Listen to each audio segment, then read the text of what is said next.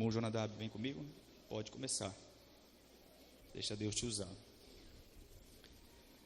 Livro de 1 Coríntios, capítulo de número 11, verso de número 26, diz assim. Eu posso ler? Porque todas as vezes se comede este pão e bebede este cálice, anunciai a morte do Senhor até que venha. Vou repetir. Porque todas as vezes que comede este pão e bebede este cálice, anunciai a morte do Senhor até que venha. Meus irmãos, vá até o capítulo 15, mesmo livro de Coríntios, capítulo de número 15, versos 54 e 55.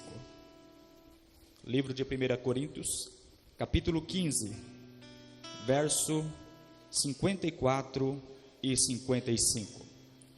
Diz assim: E quanto isto que é corruptível se revestir da incorruptibilidade, e isto que é mortal se revestir da imortalidade, então cumprir-se-á a palavra que está escrita: tragada foi a morte na vitória. Verso 55: Onde está, ó morte, o teu aguilhão? Onde está, ó inferno, a tua vitória? Somente até aqui.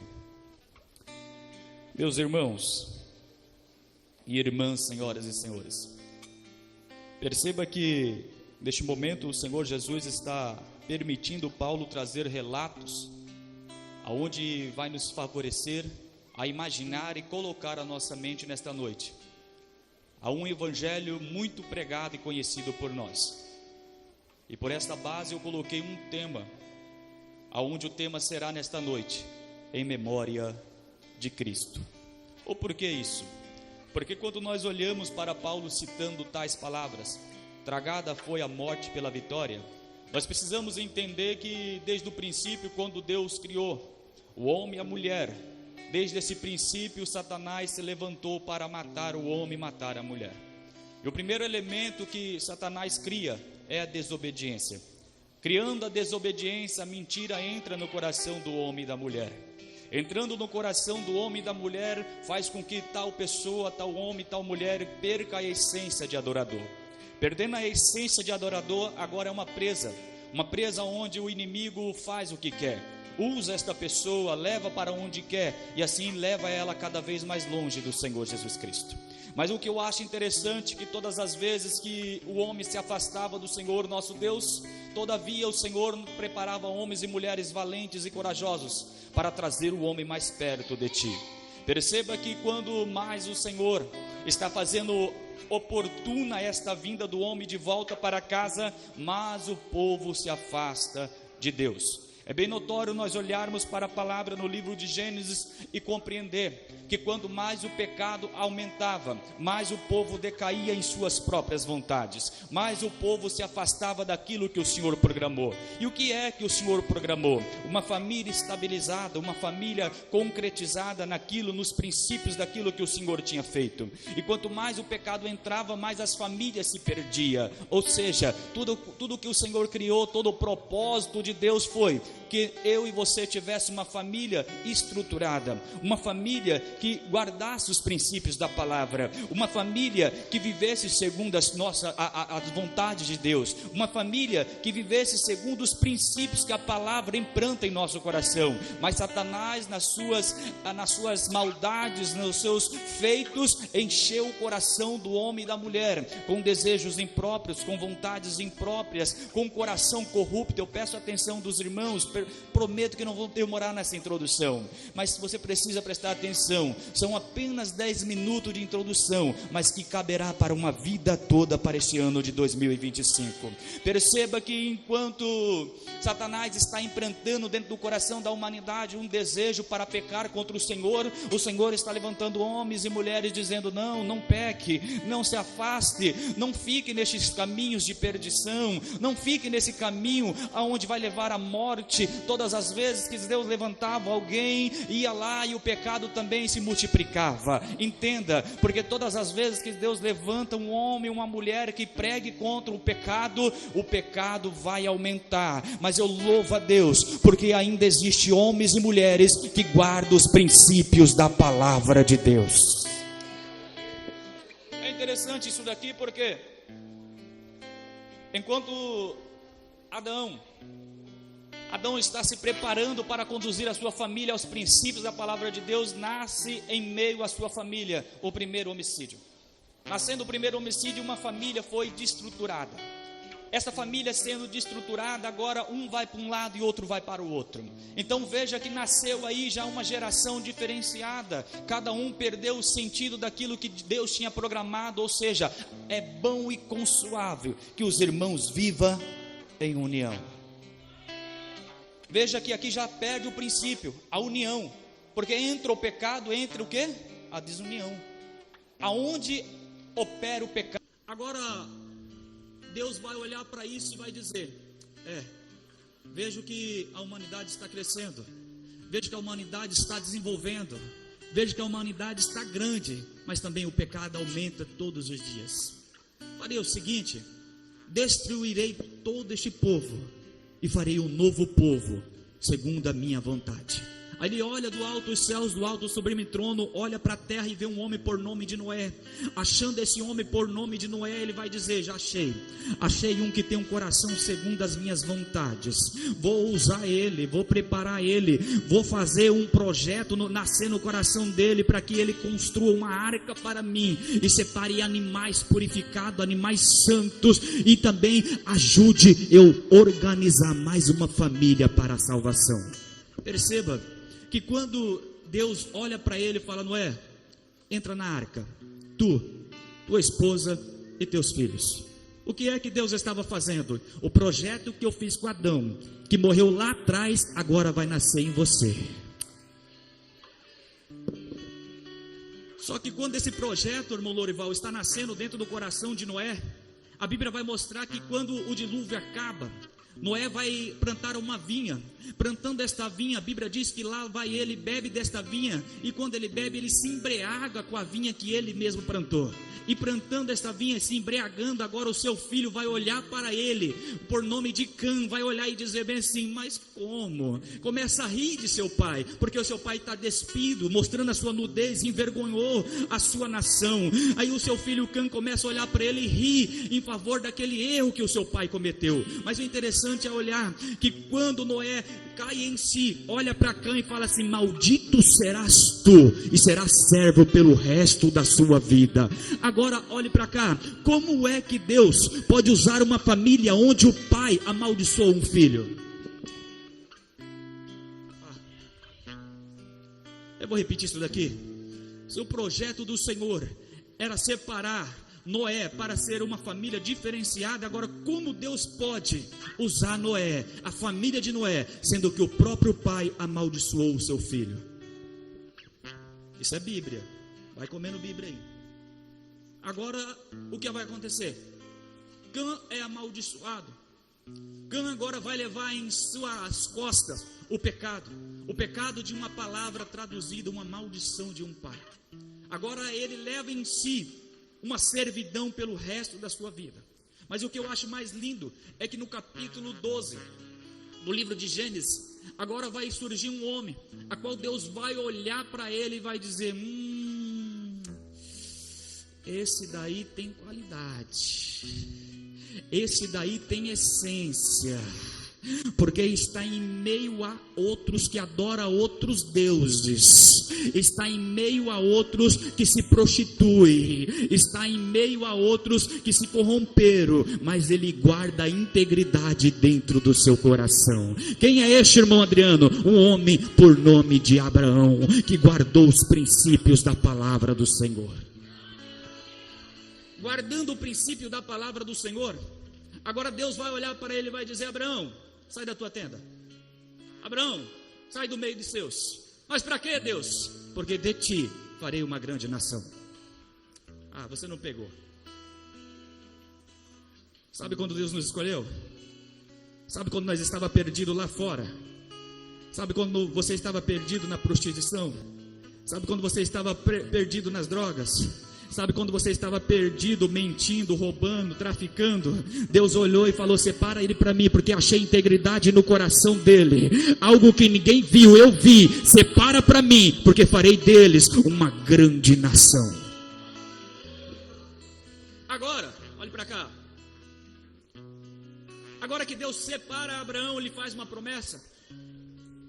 E a Bíblia fala que Abraão larga tudo, quebra os altares, desfaz aquilo que os pais criaram.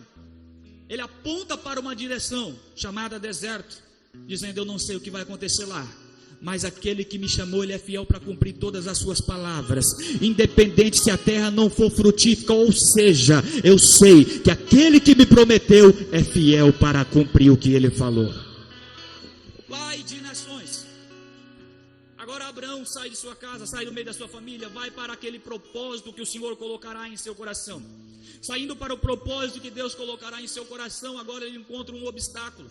Que obstáculo é esse, irmão Adriano? Deserto. Deserto fala de necessidade, deserto fala de sede, deserto fala de sacrifício, aonde, se eu posso assim dizer, aonde o filho chora e a mãe não ouve. Lá está Abraão, lá está Abraão. Abraão está passando por aquele deserto, mas o que eu acho mais interessante, que mesmo Abraão passando pelo deserto, não tendo levado nada de dentro da sua casa, de meio aos seus, lá vai Deus prosperando a vida de Abraão, lá vai Deus dando bênçãos para Abraão, lá vai Deus aumentando os animais de Abraão, vai dando ouro, prata, tudo que Abraão necessitava, mesmo estando em meio ao deserto, Deus supriu todas as suas necessidades. Cá entre nós, olhe para cá, é um culto de ceia, e o tema é em memória de Cristo. Eu preciso fazer com que você lembre disso, porque as mesmas promessas que estavam lá atrás, na vida de Abraão, hoje sobreabundou sobre a sua vida. Perceba que agora Deus vai fazer uma promessa diferenciada para Abraão, porque Abraão está vendo que os seus servos aumentam, os seus seguidores aumentam, tudo aquilo que ele começou com 5, agora é 10, tudo que tinha 10, agora é 20, tudo está multiplicando na mão dele, mas havia uma coisa que ainda almejava o coração de Abraão, ter um filho.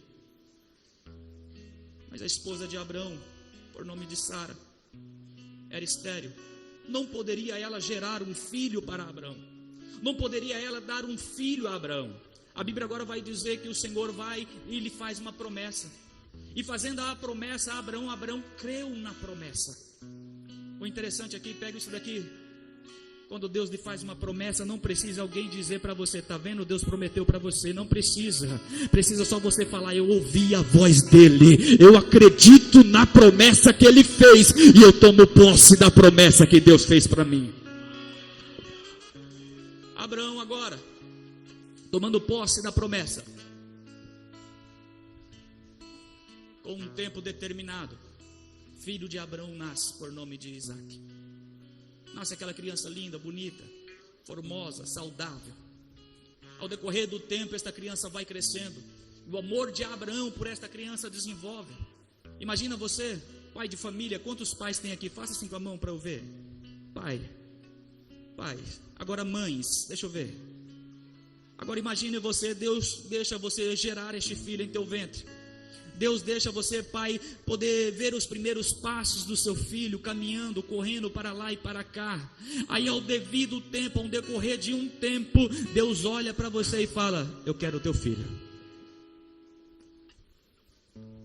Sacrifica o teu filho para mim. Eu imagino um Abraão com os olhos cheios de lágrimas, dizendo: Senhor, isso é doloroso para mim. O meu coração bate mais forte. Essas palavras mexeu com o meu ser por dentro, Senhor. Mas eu nasci para te servir. Eu nasci para fazer a tua vontade.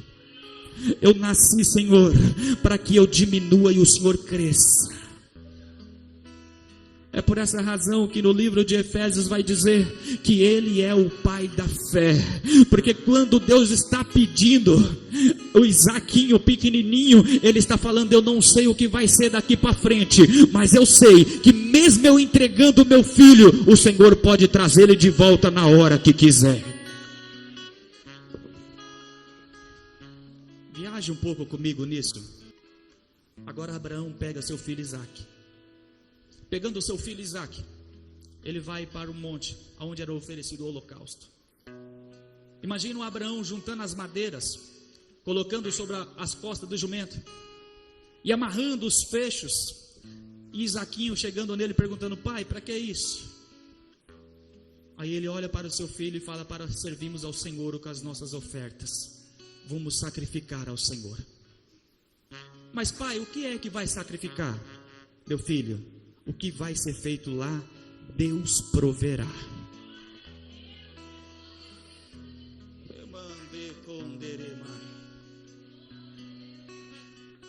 Eu não sei se você pegou, mas lá vai. Tem muitos se preocupando ainda com o que está acontecendo agora aqui, mas Deus está falando: apenas confia, porque o que é para vir, o que virá, eu provarei para ti. Perceba que agora Abraão e Isaque sobem o monte. Enquanto Abraão e Isaque está subindo o monte, chegando no devido lugar, a Bíblia mostra que agora Abraão vai falar: filho, desça do jumento. Está vendo aquela pedra ali? Deite sobre ela. Isaquinho olha para a situação e fala: pai, eu entendi tudo. Porque ano passado nós viemos nessa mesma pedra de holocausto e oferecemos um cordeiro. E foi ali que nós derramamos o sangue dele. Eu entendi, pai. A oferta sou eu. Imagina os olhos de Abraão cheio de lágrimas, dizendo: meu filho, o que eu disse lá no começo, quando antes de nós vir para cá, eu te repito: Deus proverá para ti um escape. Agora, Abraão taca a mão no cutelo. Tacando a mão no cutelo, seu filho Isaque está com as mãos amarradas, os pés amarrados, como de costume fazer com qualquer animal sacrificado. Agora Abraão vai pegar aquele cutelo. Quando Abraão levanta para o alto, em posição de enfiar dentro de Isaquinho aquele cutelo para tirar a vida dele e derramar o sangue sobre o holocausto, o Senhor brada do alto voz, dizendo: não estenda as mãos sobre o teu filho. Aí imagino Abraão olhando, mas falando: por que, Senhor? Porque eu provi um cordeiro que morrerá no favor do teu filho.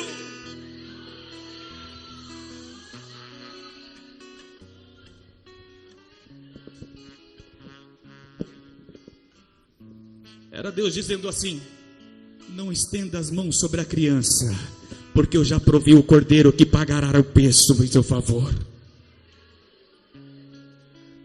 Eu já provi, Abraão, o cordeiro, para que tu não derrame o sangue de teu filho amado. Perceba que agora, começando no livro de Mateus, a Bíblia vai mostrar que desde o princípio do nascimento do Filho do nosso Deus, há uma vida severa, há uma vida perseguida. O inimigo tentava de todas as maneiras derrubar Jesus, até mesmo quando ainda estava no ventre materno de sua mãe Maria. Mas o que eu acho mais lindo é que enquanto o inimigo está tramando cilada, Deus ia abrindo caminho para Maria passar.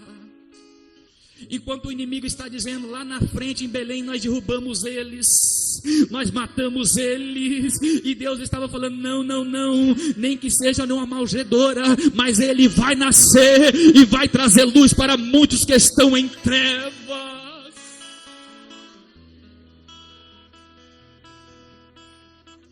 Agora Jesus nasce. Jesus nascendo, ele tem aí uma infância perturbada, porque o inimigo mesmo assim tenta arrancar a vida deste menino Jesus. Só que enquanto Jesus está crescendo, ele começa a desenvolver um dom tão lindo, dom esse que se chama amor pela palavra de Deus, porque ele sabe de onde ele saiu e sabe o porquê aqui ele está. Enquanto aqui ele está, ele começa a ensinar. Ao ensinar de suas palavras, João já vinha preparando o caminho para esse que estava por vir.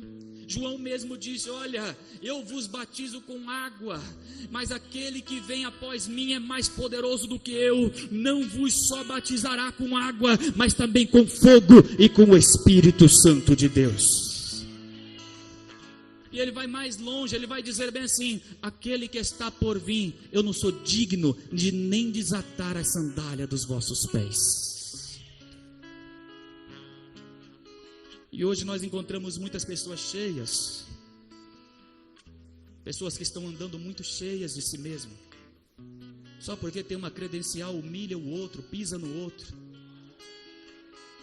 É como se Deus estivesse olhando assim, dizendo: para que isso? Para que desenvolver tal tamanho? Está recebendo o teu galardão aí, homem. Está recebendo o teu galardão aí, mulher. Para de se inchar, porque você não entendeu ainda que quanto mais você diminuir, quanto mais você descer, mais eu faço você crescer, mais eu faço você se tornar grande. Porque aos olhos do Senhor, quem cai é aquele que Ele levanta, quem abaixa é quem Ele coloca de pé. Aquele que tem pouco é aquele que tem muito, aquele que tem 10 é aquele que multiplica para 30, 20, 100. Por quê? Porque na contagem do Senhor, não importa quanto você tem, mas o quanto você entrega para Ele.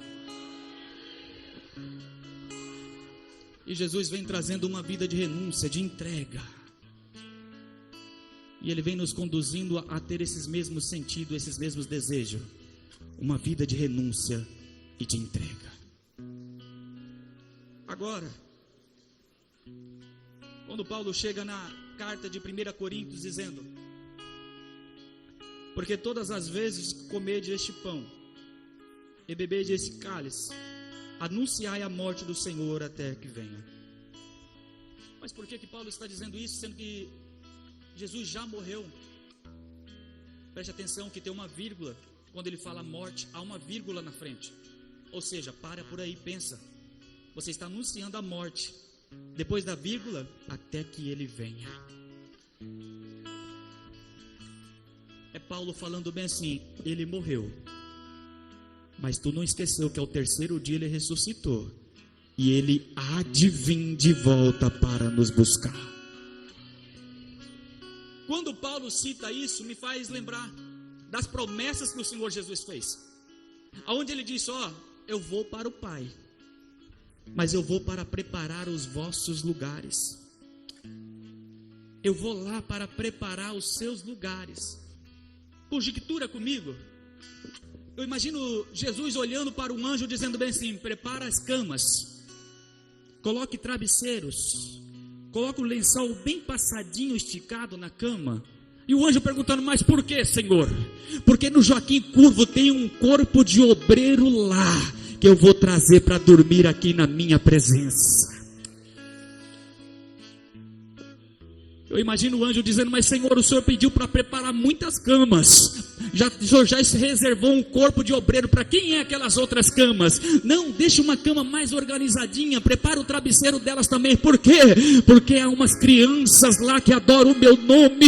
Lá na igreja do Joaquim Curvo, eu vou trazer todas as crianças para estar na minha presença me adorando. Mas Senhor, ainda tem muita cama aqui. O que é que o Senhor está planejando? Não, só organiza, coloca travesseiro, coloca os lençóis. Por quê? Porque há uns jovens, há uns adolescentes que não negaram a meu nome, não negaram a minha palavra, e eu vou trazer eles também para estar na minha presença. Mas Senhor, ainda há muitos lugares. Para que todos esses lugares? Prepara, nesse daqui você coloca uns lençóis rosas, coloca um travesseiro rosa. Para quê? Porque é uma coluna chamada círculo de oração, da coluna minha que está lá na terra, no Joaquim Curvo. Prepara o lugar delas, porque eu vou trazer elas para me adorar em espírito e em verdade.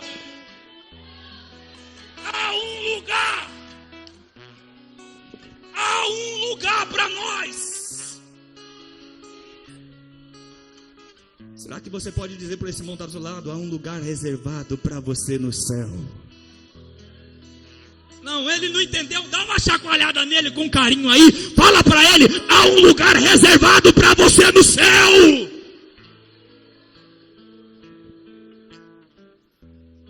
Só que agora, Jesus precisa passar pela cruz do Calvário. E para passar pela cruz do Calvário, ele precisa enfrentar aquilo que nós certamente correríamos: a dor de morrer por outro. Será que nós temos coragem de morrer por essa pessoa que está do nosso lado? Às vezes é pessoas que até te afligiu, às vezes é pessoas que até te maltratou, às vezes é pessoa que até te humilhou, e Deus olhando para você e dizendo: morre por ela agora. E você olhando: não, se for para morrer eu morro pelos meus filhos, se for para mim morrer eu morro pela minha esposa, mas por esse daqui não. Mas Jesus não pensou duas vezes, dizendo: Senhor, eis-me aqui, envia a mim. Quando Jesus desce para ser crucificado, ele passa uns momentos mais difíceis e dolorosos de sua vida. Mas o que eu acho mais interessante é que enquanto as dores estão afligindo o teu corpo, Jesus está como um cordeiro mudo, profetizado em Isaías capítulo 53, aonde ele está levando os nossos pecados, as nossas culpas, e os soldados descendo chicotada nele, maltratando, cuspindo, dando murro nele, e ele ainda como um cordeiro mudo. Eu imagino aqueles soldados dizendo: vamos acelerar a morte dele agora, porque tem mais ou menos 2 dias que nós estamos maltratando ele, ferindo a carne dele, e ele não abre a boca nem para nos maldizer. Que homem é esse? Vamos acelerar a morte dele. Eu imagino Jesus no ato de sua morte, quando ainda estava com o Espírito dentro de si, ele olhando para o Pai e dizendo: Pai, perdoa-os, porque eles não sabem o que faz. Pai, tira esse pecado da vida deles, não imputa sobre eles o pecado de ter tirado a minha vida.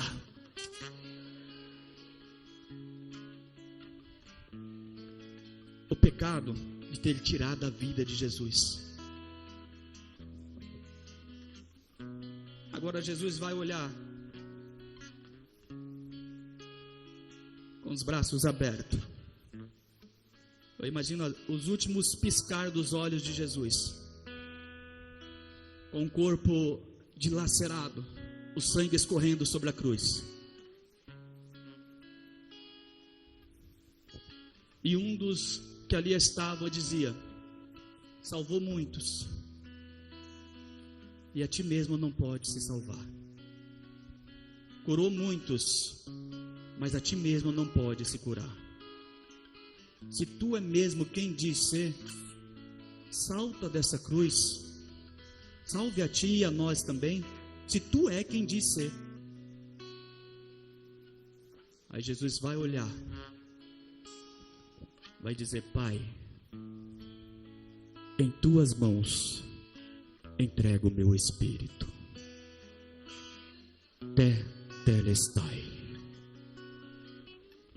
Está consumado.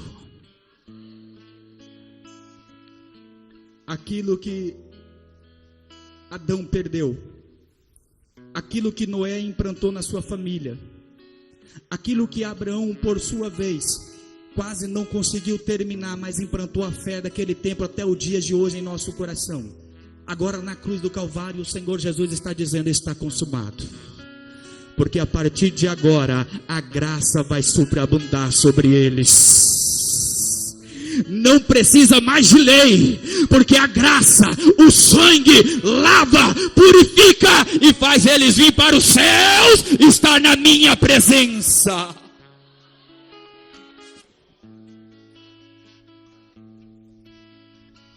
Eu imagino Satanás, já vou finalizar. Eu imagino Satanás olhando e dizendo bem assim: ele não conseguiu se livrar da cruz. Ele não conseguiu escapar das minhas mãos.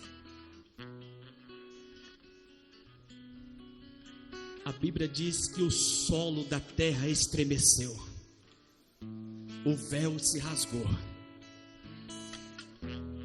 E quando aquilo acontece, imagino eu, Jesus, descendo lá no inferno. Imagino eu, Jesus, descendo lá no inferno e dizendo: Satanás, me entrega a chave de volta. A chave que tu tomou de Adão lá no jardim do Éden, eu quero de volta. Devolve, devolve. Imagina o Satanás olhando, mas com que direito você faz isso? Porque o preço foi pago, o meu sangue foi derramado, de braços abertos morri e peço de volta a chave que foi tomada. Trá para mim agora aquilo que foi tomado dos meus. Aí fazendo isso, segura o seu glória a Deus aí. Eu vou ler bem calmamente para você entender o que nós lemos aqui. Livro de 1 Coríntios, capítulo 15, verso 54. Você vai entender esse versículo igual eu entendi. E quando isto, que é incorruptível, se revestir da imortalidade, então cumprir-se-á a palavra que está escrita: tragada foi a morte pela vitória. Verso 55. Isso daqui é muito forte. Prepara a sua glória a Deus. Onde está, ó morte, o teu aguilhão? Onde está, ó inferno, a tua vitória? Satanás achou que Jesus morrendo na cruz tinha perdido. Mas Jesus aqui está dizendo: onde está, ó morte, a tua vitória? Onde está, ó inferno, o teu aguilhão? Jesus estava dizendo: eu morri lá, paguei o preço lá, agora liberta eles, porque vão fazer morada no meu reino dos céus. Hoje nós estamos fazendo memória de Cristo até que Ele venha. Foi igual o hino entoado, tema de um bom pregador, o Calvário.